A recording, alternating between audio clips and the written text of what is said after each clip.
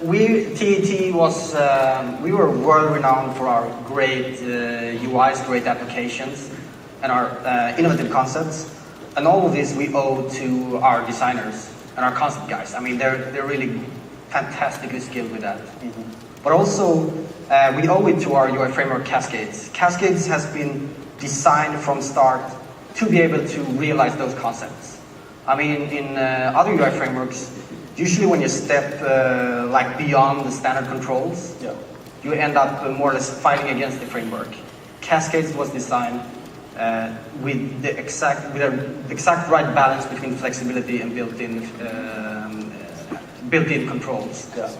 So it's really like a philosophy. I mean, this is something that we've learned, since the acquisition, just working with the team, how designers and developers are literally side by side through the process. Yeah, I mean, that's the key to get these kind of applications done. It's also about like a great set of tools with great like fast turnaround times, prototyping possibilities. All of that contributes to this way of developing.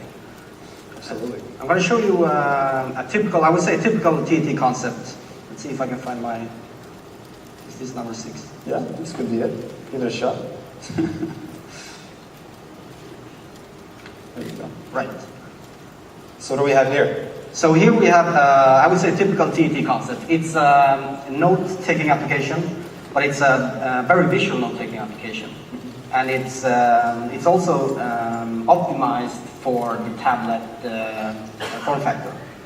And as you see here, we get these kind of, we call them link flow transitions when moving between different layouts. Here is a very flexible list layout where I have my my kind of, to-do things to remember. And I can easily add a new node by swiping. So it's all very gesture-based. In this case, I'm going to actually take a picture. I'm going to take a picture of you, Chris. Very nice. And I can write some text here. They're calm. And using a swipe gesture, I just swipe it to a pile of the nodes. So the thought here is that this should be a very quick way to do note taking. And when I'm finished with my notes, I just swipe up and I go back to this. Fantastic. So it's just incredibly fluid animation as the kind of items in the list resize and move around. I mean, how much of this is hand-coded versus what's baked into the framework? So we really try to find a good balance. So this is the normal Cascades list, but it's just so flexible. So I can do this relayouting, these kind of sloppy gestures to make sure to kind of prioritize items, and it's all like out of the box.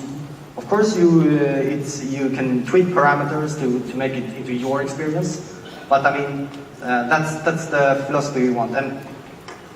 And these transitions, they can all be fine-tuned to your concept. Sure. So you can have it fly in from the sides, spin around, move. These are all just things you configure. You have very basic APIs to be able to tweak these objects. Right. And I mean, in many other UI frameworks, you would more or less have to go and write these from scratch on OpenGL. Very cool. Do you have some other samples you want to show off here? Yeah, I mean, not everyone has like a great set of designers like we have in TET. And some people actually want to do their innovation beneath the UI layer. Yep.